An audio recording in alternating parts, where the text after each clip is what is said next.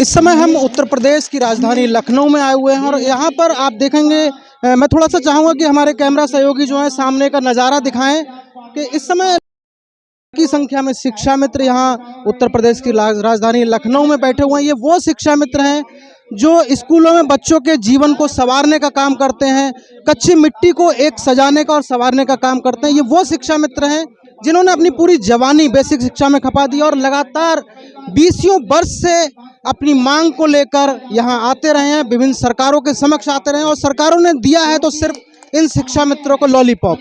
आज फिर यहाँ प्रदेश भर के शिक्षा मित्र यहाँ इकट्ठे हैं और अपनी मांगों को लेकर यहाँ आए हुए हैं। तो हमारे यहाँ मंच पर कई पदाधिकारी बैठे हुए हैं और प्रदेश अध्यक्ष शिव कुमार शुक्ला जी भी हैं और पूर्व प्रदेश अध्यक्ष गाजी मामाला हैं मंच पर और सब लोग बैठे हुए हैं। हम उनसे बातचीत करेंगे। हमारे साथ इस समय प्राथमिक शिक्षा मित्र संघ के प्रदेश अध्यक्ष शिव कुमार शुक्ला जी हैं। हम ये जानना चाहेंगे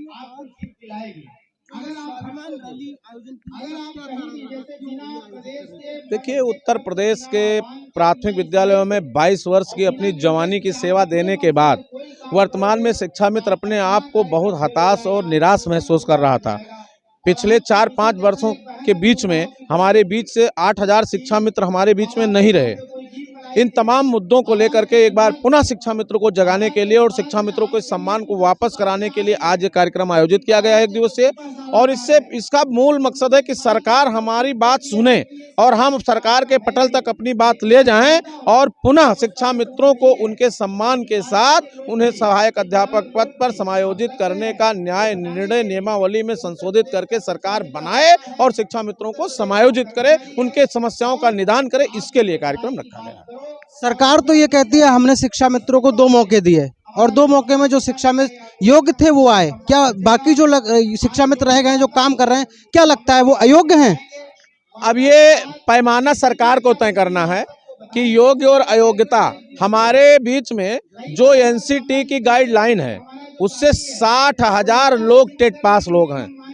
सभी लोग टेट पास हैं, सभी लोग बीटीसी हैं, सभी लोग स्नातक हैं। जो भी राजपत्र में भारत सरकार का मापदंड है उसको शिक्षा मित्र भाई बहन पूरा करते हैं। तो ये कहना तो न्यायोचित प्रतीत नहीं होता है कि वो अर्हताएं नहीं रखते। अब उनके लिए अगर कोई बड़ा बड़ा पुल बांधा जाएगा तो मैं चाहूँगा कि नियमावली में शिथिलता करके उन पुलों को कम किया जाए और शिक्षा मित्रों को एक सकारात्मक दृष्टिकोण अपनाते हुए रास्ता दिया जाए तो निश्चित रूप से सब लोग सहायक अध्यापक के तौर पर समायोजित हो जाए।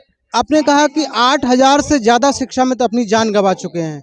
क्या इन शिक्षा मित्रों ने जो जान गंवाई है, क्या ये सरकार की नज़र में, क्या इन शिक्षा मित्रों के परिवार को सरकार की तरफ से कोई मदद की गई है?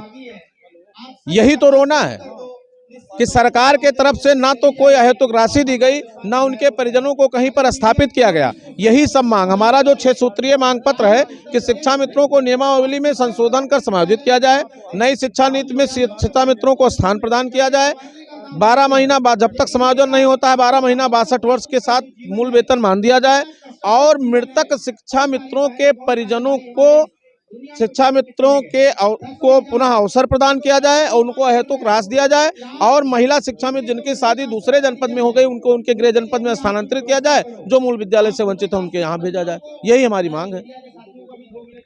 तो इस समय आपने देखा कि 6 सूत्रीय मांगों को लेकर शिक्षा मित्रों की सम्मान बचाओ रैली का आयोजन किया जा रहा है। ये हमारे साथ थे प्रदेश अध्यक्ष शिव कुमार शुक्ला जी। और जिस तरह से शिक्षा मित्रों ने अब तक विद्यालयों में छोटे छोटे बच्चों को, नौनिहालों को, उनके भविष्य को सजाने का और संवारने का काम किया है, लेकिन वो खुद उनके भविष्य को लेकर संशय में है, उनका भविष्य अधर में है और अपने भविष्य की चिंता को लेकर आज उत्तर प्रदेश की राजधानी लखनऊ की सरजमी पर यहाँ आए हुए हैं। कड़ाके की ठंड में हमने देखा कि बहुत से शिक्षा मित्र सुबह निकले हुए हैं, कड़ाके की ठंड में अपने बच्चों के साथ माताएं बहनें यहाँ आई हुई हैं। अब देखना यह है कि सरकार तक इनकी मांग कितनी प्रमुखता से जाती है और सरकार इनकी मांगों को लेकर क्या विचार रखती है। आप देख रहे थे इंडस न्यूज़ 24x7। नमस्कार।